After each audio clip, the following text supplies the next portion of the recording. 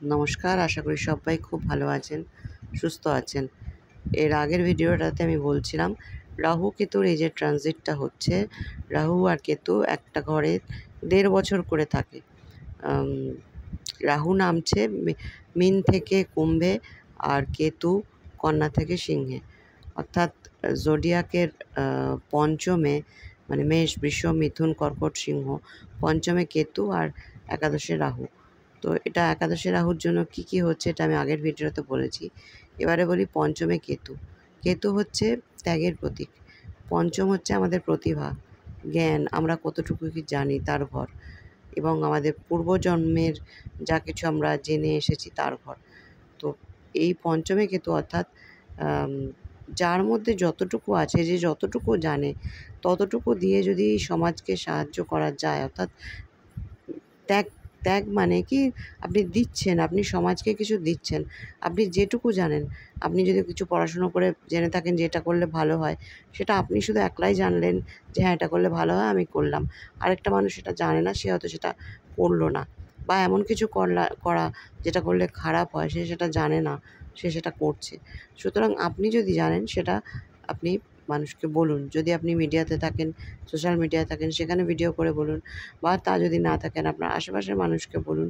অর্থাৎ যেটুকু যা জানেন, ভালো মন্দ যা কিছু, সব কিছু আপনি বিতরণ করুন মানুষের মধ্যে, সমাজের মধ্যে। এটাই হচ্ছে পঞ্চমে কেতুর অবস্থানের মানে। অর্থাৎ একাদশে রাহু অর্থাৎ এখনকার যে যুগের যা কিছু রয়েছে প্রত্যেকটা জিনিসই কিন্তু রুলড বাই রাহু। যেমন আপনি এআই দেখছেন, বা এই যে এখন আমি মিডিয়াতে কথা বলছি, মিডিয়ার মাধ্যমে এতগুলো মানুষের কাছে পৌঁছে যাচ্ছি, এটা, তারপরে স্পেস নিয়ে যা কিছু হচ্ছে, চ্যাটজিপিটি, যা কিছু এখনকার দিনে যা কিছু হচ্ছে তার সবটাই কিন্তু রাহুর রুল করছে। এবং সেটাই যখন একাদশে রাহু, সে কিন্তু সেটাকে আরও অনেক বেশি ভরপাই করে তুলবে। সেখানে অনেক বেশি আমাদের লাভবান হব। হ্যাঁ, তবে সেটাকে আমরা ভালোভাবে নেব না খারাপভাবে নেব। এআই যদি ভালোভাবে আমরা নিই তাহলে সেটা নিশ্চয়ই ভালো করবে, কিন্তু সেটা যদি খারাপ কাজে লাগাই তাহলে সেটা অবশ্যই খারাপের দিকে যাবে। কিন্তু এই ব্যাপারগুলোতে যথেষ্ট মানে উন্নতি হবে। এবার উন্নতিটা আমরা আশীর্বাদ নেব না অভিশাপ নেব, সেটা তো আমাদের উপর নির্ভর করছে।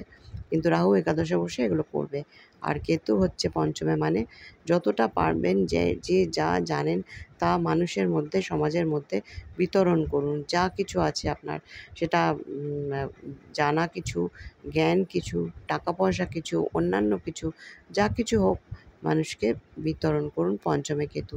তো মেষ রাশি যাদের, তাদের ক্ষেত্রেও কিন্তু এই একই জিনিস হবে। কারণ মেষ রাশি যাদের, তাদেরও পঞ্চমে কেতু, একাদশে রাহু, তাদেরও ঠিক এই জিনিসটাই বলব যেটা আমি মানে বললাম জোডিয়াকের ক্ষেত্রে, তাদের ক্ষেত্রেও এটাই হবে।